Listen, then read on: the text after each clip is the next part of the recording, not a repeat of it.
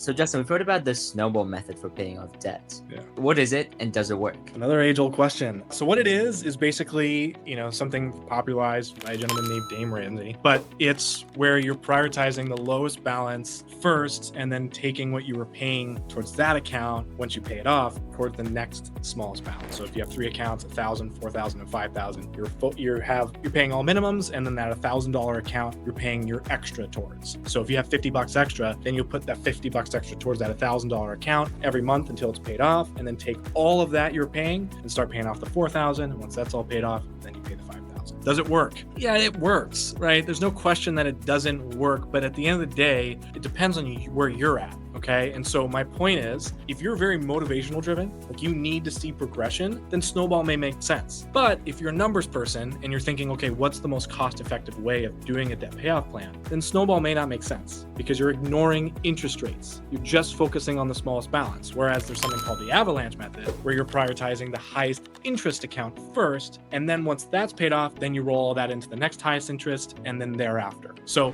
I personally like a little mix of both. And there's an option called Savvy out there that you guys can look at, and it kind of takes both into account. But all that said, it really depends on how you're motivated. But at the end of the day, to say Snowball is the best, I would strongly disagree. It just depends on how you're motivated personally to pay off debt.